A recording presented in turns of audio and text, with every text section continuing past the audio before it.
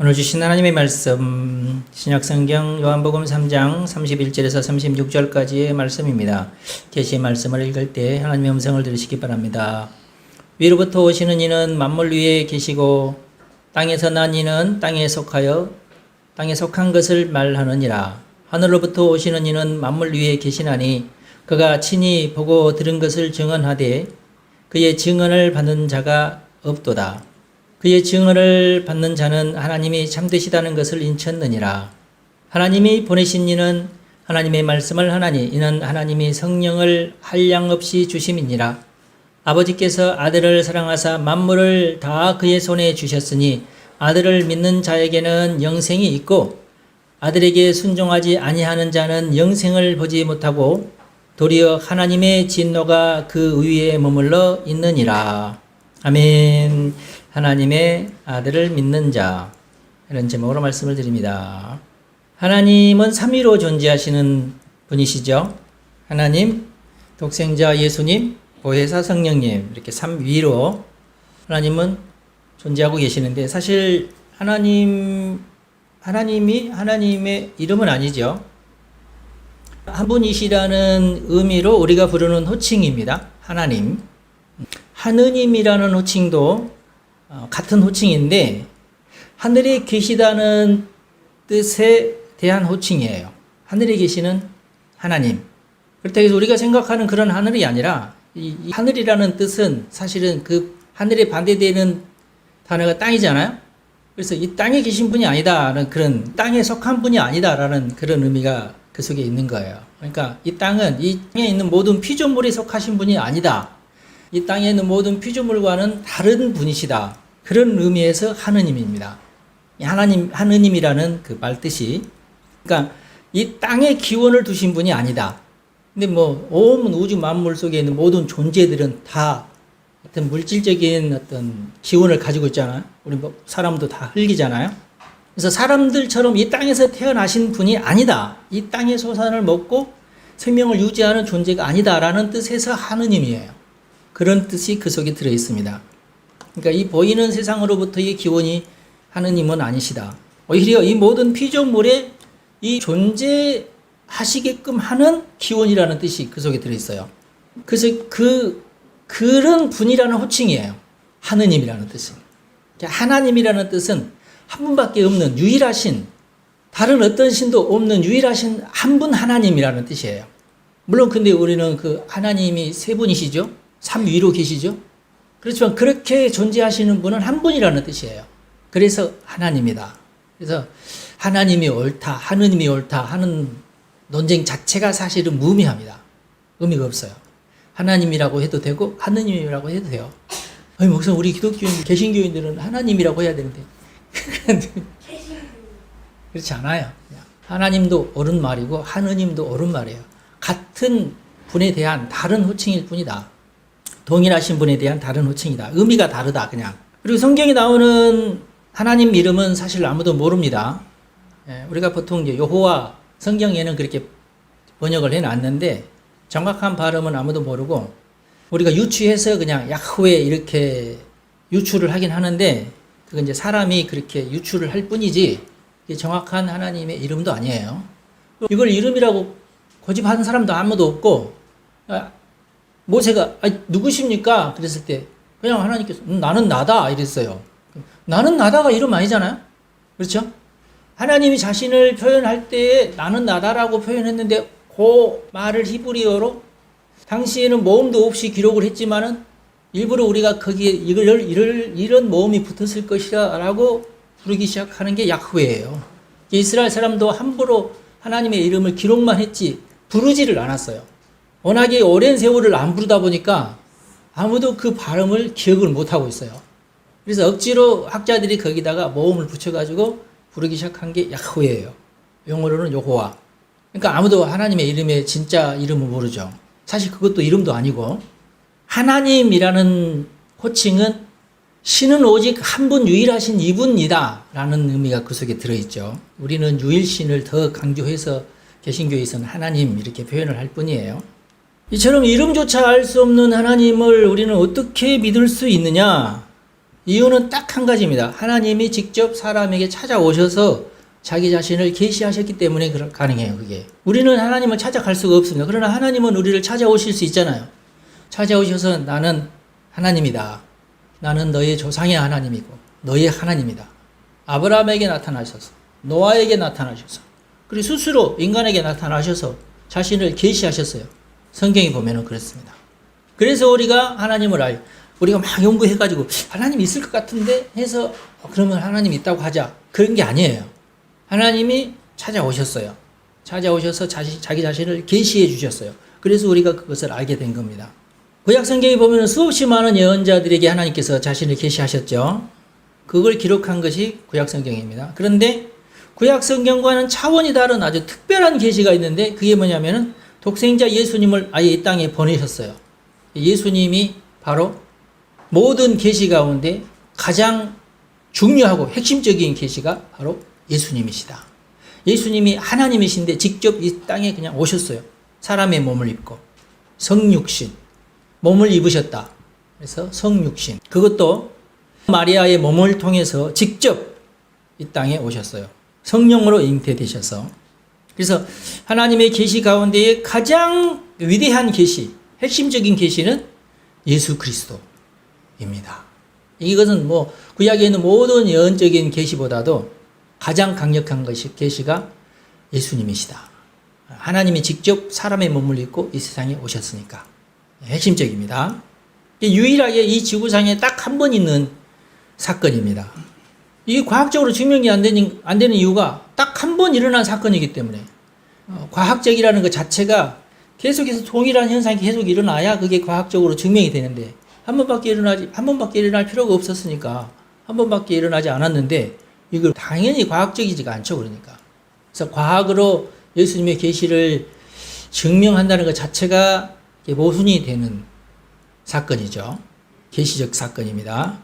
어느 누구도 성령으로 잉태되어서 세상에 태어난 사람은 없습니다. 왜냐? 다 인간이기 때문에.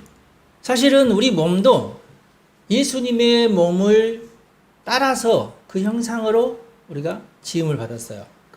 그래서 예수님의 몸의 형상과 우리의 몸의 형상이 같은 거예요. 성경에 보면, 창세기에 보면 그렇게 나와 있잖아요. 그래서 역사적으로는 이 땅에 보통 사람과는 다른 세 사람이 있는데 첫 번째가 아담입니다. 아담은 그러니까 하나님이 흙으로 빚어서 만들었잖아요. 배꼽이 없어요. 아담은 당연히 엄마의 몸에서 태어나질 않았으니까. 그리고 두 번째가 이제 하와죠. 아담의 갈비뼈와 흙을 또 더해가지고 또 이렇게 빚으신 특별한 존재입니다. 두 사람만 그렇게 했지. 나머지는 아담과 하와가 낳은 자녀들이에요. 다 100%. 안 그런 자가 세상에 없어요. 오직 하나님께서 직접 빚으셔서. 이 사람만 직접 빚으셨지 다른 피조물들은 그냥 명령하셔서 말씀으로 창조를 하셨고 직접 흙으로 빚으신 예술품은 인간입니다. 여러분은 예술품이에요. 하나님이 만드신 예술품. 그리고 하나님의 영을 그 속에 불어넣어 주셔서 하나님의 자녀로 삼으셨습니다. 특별한 존재예요. 그래서 이 우주에 이 인간은 특별한 존재입니다. 아무리 특별해도 물론 우리가 하나님만큼 특별하지 않죠. 우리는 역시 피조물이니까. 그리고 세 번째로 특별한 존재는 예수님이시죠. 아담과 하와는 그래도 인간인데 예수님은 하나님이십니다. 하나님으로서 마리아의 몸을 통해서 탄생을 하셨으니까 마리아 몸을 통해서 인간으로 이 세상에 오신 분이시지. 물론 그래서 잠깐 인간에서 사시다가 다시 하나로 가셨지만은 무엇 때문에 그렇게 하셨습니까? 두 번째 아담으로 사람의 죄를 대신 감당하고 그 죄값을 치르기 위해서 그렇게 하셨어요. 이 세 경우를 제외하고 이 세상의 모든 인류는 다 똑같이 남녀의 사랑으로 이 세상에 태어납니다. 왜 예수님께서 하나님의 아들입니까? 하나님과 영적인 DNA가 똑같으시기 때문에 그렇습니다. 그래서 아들이라는 게 아들이 하나님이 하고 낳았다 그 말이 아니에요. DNA가 똑같다는 얘기예요. 영적으로. 그런 뜻에서 아들입니다. 아들이라고 해서 그러면 하나님이 더 크신 분이고 예수님은 아니시고 그렇지 않아요. 사람도 나이가 들면은 다 30이나 40이나 똑같아요. 그렇잖아요. 다 똑같은 DNA 가지고 있잖아요. 마찬가지로 하나님이나 예수님이나 성령님이 같은 영적인 DNA를 가지고 계시는 한 분 하나님이시다. 그런 뜻이에요. 그래서 그 아들이라는 말이 서열을 의미하는 것이 절대 아닙니다. 우리 착각하면 안 돼요.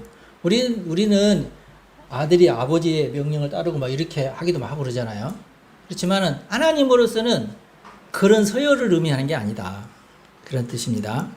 하나님과 동일한 하나님 바로 그 자체이신 분이 바로 예수님이시다. 그런 분이 이 땅에 오셨으니까 그걸 우리는 가장 강력한 계시다. 그렇게 우리는 신앙으로 고백을 하는 거죠. 복음서에 보면 예수님 스스로도 자신을 하나님이라고 표현하는 곳이 굉장히 많아요. 거짓말을 하신 게 아니라 사실이 그렇다고 말해요. 예수님이 바로 하나님이십니다. 물론 이제 사람들이 그걸 잘 이해를 못했죠. 어떻게 그럴 수 있지? 사람인 것 같은데? 훌륭한 예언자쯤이겠지. 어떤 사람은 저렇게 잘 하신 거 보니까 율법 선생이신가 보다. 뭐 그렇게는 표현을 했지만 잘 몰라서 그렇죠. 그러나 결국에는 어떻습니까? 그 제자들은 다 예수님을 하나님이라고 신앙 고백을 했죠. 그래서 교회가 탄생한 거예요. 예수님은 하나님 자신이십니다. 예수님이 그걸 강력하게 주장을 하셨고 그렇게 계시를 하셔서 사람들에게 가르치셨어요. 물론 이게 쉽지 않습니다. 패러다임 전환이 일어나야 돼요. 우리는 그것을 영적 패러다임 전환이다. 영적인 전환. 이게 이루어지지 않으면 불가능한 거예요. 영적 패러다임 전환이 일어나는 유일한 방법, 성경에서 제시하는 유일한 방법은 믿음입니다. 믿을 때 영적인 패러다임 전환이 일어나요. 그래서 예수님은 이 믿음을 촉발시키는, 믿음이 생기게끔 하는 여러 가지 사건들을 많이 일으키셨어요. 예수님께서 세상에 오셔서 사람으로서는 할 수 없는, 하나님으로만 하실 수 있는 엄청나게 많은 사건들을 일으키셨습니다. 왜 그랬어요? 영적인 전환, 믿음의 패러다임이, 영적인 패러다임이 바뀔 수 있는, 믿음을 불러일으킬 수 있는 그런 사건들을 많이 일으키셨어요. 사복음서에 굉장히 많이 기록되어 있죠. 그런 사건들이. 요한복음 맨 마지막에는 뭐라고 기록되어 있습니까? 이 모든 사건을 다 기록하려면은 어마어마하게 많은 이 사건들 어떻게 기록할 수가 없다. 그렇게 표현을 해놓고 있어요. 그러니까 사복음서에 없는 그 기타 어마어마한 사건들이 있었다는 것을 우리가 짐작할 수 있죠. 왜 그런 사건들이 일어나요? 하나님이시니까 일으킬 수 있는 사건이라고요. 그래서 그 사건들을 보면서 영적인 패러다임이 일어나는 겁니다. 영적인 전환이 일어나요. 근데 영적인 패러다임을 방해하는 세 가지 요소가 있어요. 사람들이 예수를 믿지 못하는, 하나님을 믿지 못하는 세 가지 요소. 크게 세 가지고, 잘 자란 것은 개인적으로 많이 있지만은, 크게는 세 가지입니다. 첫 번째 요인은 율법주의입니다. 일단 율법주의라는 패러다임에 딱 갇혀 있으면 예수님에 대해서 막 기적을 보면서도 아닌데 하면서 자기의 그 고정관념을 바꾸는데 힘이 들어요. 그걸 우리는 율법주의라 합니다. 우리나라에도 기독교 복음이 전파됐지만 제일 강력하게 부딪힌 게 뭡니까? 유교 율법주의죠. 사람을 죽이기까지 했잖아요. 유교 율법주의. 율법주의가 무섭습니다. 그 다음으로 두 번째, 성경에도 여러 번 기록하고 있지만은 세속적 죄에 대한 욕망입니다. 이게 있으면 사람이 어둠에서 빛으로 나오기가 힘들어져요. 죄를 더 좋아하니까. 죄를 더 좋아하는 사람은 빛으로 나아가는 걸 싫어합니다. 그 다음에 세 번째로는 영적인 교만입니다. 영적인 교만은 뭘 말하느냐? 그래서 이미 자기 속에 악한 영이 존재하고 있어가지고 이 악한 영이 이미 자기가 구축해 놓은 영적인 패러다임을 고집하기 때문에 그렇습니다. 그래서 그 악한 영을 쫓아내지 않으면 예수를 받아들이기 힘들어져요. 사실 거기에 제일 본인의 의지와 상관없이 방해하는 자가 자기 속에 있으니까. 그래서 예수님께서 복음을 선포하실 때에 악한 영을 쫓아내는 작업을 계속 하셨던 이유가 바로 거기 있습니다. 그래서 이 세 가지 율법주의, 어떤 율법주의든지 이념 율법주의든지 유교 율법주의든지 하여튼 이 세상에는 율법주의가 어마어마하게 많이 있는데 그런 율법주의를 벗어나지 않으면은 예수 믿기 힘들다. 그런데 그 모든 것이 가능하게 이 세 가지를 깨트릴 수 있는 첫 번째 단초가 뭐냐? 그게 회개입니다. 그게 회개는. 내가 죄인인 것을 깨달아야 돼요. 내가 죄인인 것을 깨달아야 내가 가지고 있는 율법주의도 잘못됐다는 것을 깨달을 수 있고, 내가 죄인인 것을 깨달아야 내가 지금 어둠 속에 있고 저 밝은 곳으로 나갈 수 없다는 것을 깨달게 돼요. 그래야 회개가 돼요. 나는 밝은 곳으로 가야 되는데 못 가는구나. 죄에 내가 지금 붙들려 있구나. 그걸 깨달아야 돼요. 내게 속에 악한 영이 있구나. 이 악한 영이 악한 것으로 나를 올가매고 있구나. 여기서 내가 벗어나야 되는구나 하고 깨달아야지 회개가 돼요. 회개가 돼야 악한 영이 떠나는 거죠. 그러니까 이 모든 것의 단초가 뭐냐? 회개다. 죄에 대한 회개. 내가 죄인인 것을 깨닫고 회개를 해야 돼요.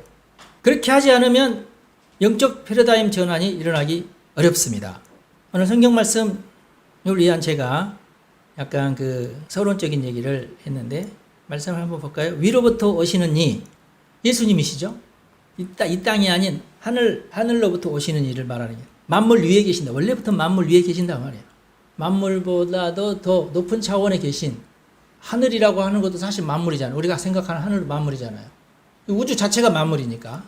근데 여기서 말하는 만물은 이 피조된 이 세상 위에 계신 이 피조된 이 세상을 창조하신 그 분이라는 뜻이에요. 그 위로부터 오시는 이는 예수님이죠. 그러니까 만물보다도 더 차원이 높으신 분이시다. 땅에서 난 이는 우리를 말하죠. 땅에 속한 자이죠. 땅에 속한 것을 말한다. 하늘로부터 오시는 일은 만물 위에 계시는 분이시다. 그런 뜻이고, 그가 친히 보고 들은 것을 증언하되 그의 증언을 받는 자가 없다. 친히 보고 들은 것은 뭡니까? 모든 것을 다 아시는, 하늘에 있는 하늘날 모든 것을 다 아시는 분이시죠. 다 그걸 보고 계시고 들으신 분이시고, 하나님께서 주시는 모든 계시를 다 알고 계시는 분이시죠. 예수님은 그 모든 정보를 우리에게 말씀해 주시는데 그 증언을 받아들일 만한 자가 없다 그 말이에요. 왜? 다 율법주의에 갇혀 있거나 귀신에게 갇혀 있거나 죄악 속에 이게 갇혀 있기 때문에 그걸 깨달을 수가 없어요. 영적 전환이 일어날 수가 없어요. 그래서 예수님께서 이 땅에서 기적을 일으키시고 여러 가지 사건 어떤 것들 막 일으키시면서 예수님의 행하는 모든 행동, 말하는 모든 말씀, 일으키는 모든 기적들이 다 그런 영적인 패러다임들을 깨트리시고 다시금 새롭게 하나님의 영적인 패러다임으로 전환시키려고 하시는 모든 노력들이죠. 예수님께서 하신 모든 일들이 다들 어떻게 보면 영혼을 구원하려고 하는 전도에 관련된 얘기입니다. 그런데 그의 증언을 받는 자는 하나님이 참되시다는 것을 인쳤느니라. 이 말이 무슨 말이냐면 좀 어려운 말인데 예수님의 말씀을 믿는 자를 말합니다. 예수님의 말씀을 받은 자라는 얘기는 예수님의 말씀을 믿는 자를 말하는 거예요. 영적 전환이 일어나야 새 사람이 되는 겁니다. 변하여 새 사람이 되는 겁니다. 아, 이렇게 살아서는 안 되겠구나. 나 인생 목표가 이거였는데 이거 아니구나. 이게 쓸데없는 거구나. 올해의 인생 목표가 내가 프라다 하나 사는 건데 아니구나. 이게 쓸데없는 거구나. 바뀌는 거예요. 한 3년 열심히 벌어가지고 여기 내 뜯어 고쳐야 되겠다. 이게 내 목표였는데 이게 바뀌는 거예요. 아, 이거 쓸데없는 거구나. 그러면서 더 나은 진짜 사람으로서의 목표. 그렇다고 해서 성행하면 나쁘다 그런 뜻은 아니에요. 하셔야 될 분은 하셔야 될 겁니다. 문제는 이제 그게 목표가 인생의 목표가 아니다. 참된 인생의 목표는 그런 게 아니다. 그런 뜻이죠. 새 사람이 되는 겁니다. 이 영적 패러다임의 그 시초 단초가 회개다. 자신이 죄인임을 깨닫고 자백하는 것부터 시작된다. 그리고 하나님이 정말 계시는구나. 하나님은 진리 그 자체이시구나 하고 자기 마음속에 굳게 새기는 것, 그게 믿음이에요. 이게 마음에 새기면은 결코 그게 잊어지지 않죠. 변하지 않습니다. 그 얘기예요. 지금 33절의 말씀은 자기 속에 인을 쳤다. 그 말, 인을 쳤다. 인친 것은 사라지지 않는다는 의미가 있거든요. 이 인은 우리 도장도 인이지만 당시에 이건 어떤 의미로 사용했냐면은 보통 우리가 이제 소나 말 내 것이야 하면서 자기의 도장을 달고 가지고 엉덩이에다 찍잖아요. 그러면은 평생 그게 갑니다. 그걸 말하는 거예요. 내 마음 속에 인을 쳤다 그 말은 하나님이 계시는구나. 하나님은 창조주시구나. 하나님 나의 주인이시구나. 하고 내 마음 속에 인을 쳤다는 뜻이에요. 그래서 이것은 평생 갑니다. 그런 뜻이에요. 정확하게 영적인 패러다임 전환이 일어나면 그렇게 되는 것입니다. 여러분 다 그렇게 되시기를 간절히 바랍니다. 그 다음에 34절의 말씀에 보면은 하나님이 보내신 이는 하나님의 말씀을 하나니 이는 하나님이 성령을 한량없이 주심이니라 그랬어요. 하나님께서 보내신 이는 예수님. 예수님께서 하나님의 말씀을 하는 겁니다. 그런데 왜 예수님이 그렇게 하시느냐? 성령을 한량없이 주시기 때문에. 여기 이미 성삼위일체가 다 들어가 있는 말씀이에요. 여기. 하나님이 보내신 이는 예수님과 성령님이십니다. 성령님은 예수님의 구원 사역을 완성한 이후에 이 땅에 임하셨죠. 35절 보니까 아버지께서 아들을 사랑하사 만물을 다 그의 손에 주셨다 그랬어요. 이 표현이, 이 35절 표현은 매우 영적이기도 하며 또 시적이기도 하고 또 예언적이기도 합니다. 성경은 예수님이 창조주시고 온 우주의 주인이심을 증언하고 있어요. 그리고 하나님이 정하신 유일한 관계는 사랑입니다. 하나님이 인정하시는 관계는 사랑의 관계예요. 이게 하나님의 방법입니다. 관계를 유지하는 방법. 하나님은 예수님과 성령님과 깊이 있는, 우리가 상상할 수 없을 정도로 깊이 사랑하는 관계이십니다. 하나님이 사랑의 핵심이고 하나님이 사랑 그 자체이시고 뭐 그렇게까지 표현하죠. 삼위 하나님은 사랑으로 하나가 되셨어요. 삼위로 하나가 되시는 그 존재의 원리 자체가 곧 사랑이에요. 사랑이라는 원리로 하나가 되신 겁니다. 그 사랑으로 하나님께서 우리를 사랑하시기도 하고, 우리 사람도 마찬가지예요. 그래서 우리가 하나님을 닮아야 되는데 우리가 하나님을 또 사랑하기도 해야 되고 우리가 또 서로 사랑해야 되는데, 그 모든 사랑이 사실은 하나님 사랑이에요. 하나님이 만들어 놓으신 방법이에요. 관계의 방법. 사랑 외에 어떤 것도 하나님께서는 인정하지 않으십니다. 서로 사랑하시기 바랍니다. 이해하시고 희생하시고 그리고 섬기시고, 여러분의 가정에서, 여러분의 직장에서 어디를 가든지 이해하시고 섬기시고. 왜냐하면 우리도 하나님의 형상, 예수님의 형상대로 지음받은 존재 아닙니까? 그래서 사람이 사랑으로 말미암지 않고는 그 삶이 결코 온전할 수 없습니다. 특별히 하나님은 남자가 여자를 사랑하게끔, 여자가 남자를 사랑하게끔 하셨어요. 네. 사람이 사람인 이유는 사람이 사람을 사랑하기 때문에 사람이 사람입니다. 그래서 사람을 사람이라고 한지 모르겠어요. 사람과 사랑은 한 끗 차이죠. 끝틀이 미음이냐 이응이냐. 물론 이제 한문으로는 그 뜻이 다르지만은, 그래서 우리 한글이 참 좋아요. 사람은 사랑해야 사람입니다. 아주 훌륭한 말이에요. 사람은 사랑해야 사람이다. 남자도 사람이고 여자도 사람이에요. 그래서 마귀는 남자와 여자가 서로 싸우기를 원합니다. 근데 그게 사실은 정상이 아니죠? 여러분, 남자와 여자가 사랑해야 돼요? 싸워야 돼요? 여러분 어떻게 생각하세요? 뭐가 정상입니까? 서로 싸워야 돼요? 근데 전 세계적으로 남자와 여자를 싸움 붙이는 나라는 한국이야. 왜 서로 못 잡아먹어서 안다는지 몰라. 그래서 남자와 여자를 서로 싸우게 하는 모든 이념은 악한 마귀의 율법입니다. 이것을 우리 청년들이 이것을 빨리 벗어나야 돼요. 이 패러다임 전환이 있어야 돼요. 이게. 사람은 서로 사랑해야 사람이에요. 남자와 여자는 서로 사랑해야 돼요. 이걸 서로 막 이렇게 남자가 여자를 공격하고 여자는 막 남자를 공격하고, 이 짓을 그만둬야 돼요. 이 나라는 그래야 삽니다. 이상한 이 이념 율법주의, 이념 때문에 생긴 거거든요. 이게 여성주의라는 이념 때문에 생긴 거거든요. 여성주의, 원래 여성주의는 굉장히 좋은 거였어요. 여성의 인권을 신장시키고 그동안 남성 지배적인 사회에서 여성들을 해방시키는 아주 훌륭한 일들을 했어요.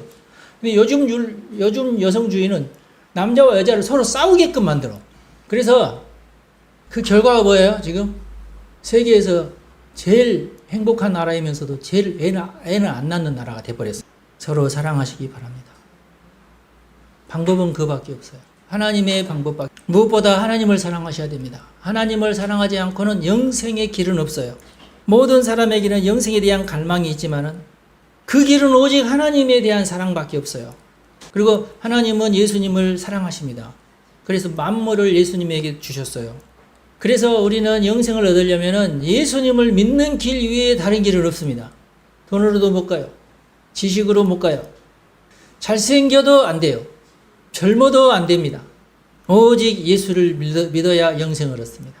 영생, 우리가 쉽게 생각하고 뭐 그까짓 것 할 만한 그런 게 영생이 절대 아니에요. 모든 인생의 최고의 목적은 영생입니다. 우리는 그렇게 지음 받았어요.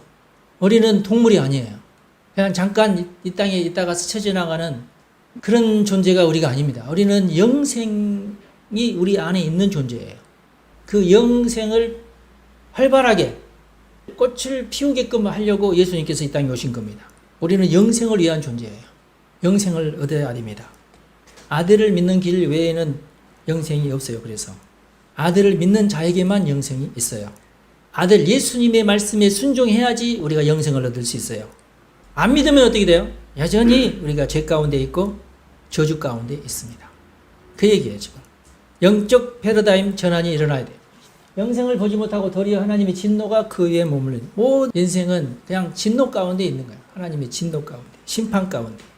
오직 예수를 믿는 자에게 성령을 주셔서 성령이 그를 진리로 인도하실 것입니다. 여러분, 이 말씀이 진리의 말씀입니다. 이 하나님의 말씀을 듣고 순종하지 아니하는 자는, 믿지 아니하는 자는 여전히 죄 가운데 있게 되고 저주에서 풀리지 않게 됩니다. 어쩔 수 없이 여전히 하나님의 진노 가운데 있는 거예요. 여기에서 벗어날 수 있는 길을 우리에게 주시기 위해서 예수님께서 이 땅에 오셨어요. 그리고 죄 문제를 해결하셨습니다. 누구든지 자신의 죄인인 것을 깨닫고 예수님의 말씀을 믿고 예수님에게 의지하면 그에게는 영생이 있습니다. 할렐루야. 여러분의 마음속에 영적인 인이 탁 박혀서 하나님이 나의 아버지, 예수님께서 나의 구주, 성령께서 나를 인도하시는 분, 이걸 믿으시면 여러분들에게는 영생이 있습니다. 할렐루야. 서로 사랑하시기 바랍니다. 여러분 축복합니다. 기도하겠습니다. 하나님 감사합니다. 예수 그리스도 이 땅에 보내주시어 우리 모든 숙제, 이 죄 문제를 해결해 주시고 십자가에서 모든 저주를 끊어주시고 우리를 하나님의 자녀로 삼아주셨으니 참으로 감사합니다. 성령님, 우리 성도들에게 임하시어서 온전히 하나님을 믿고 예수 그리스도의 보혈을 믿고 성령을 믿어서 다 하나님의 자녀가 되고 하나님의 자녀의 복을 이 땅에서 누리고 영생까지 다 얻는 우리 성도들이 되게 하여 주옵소서.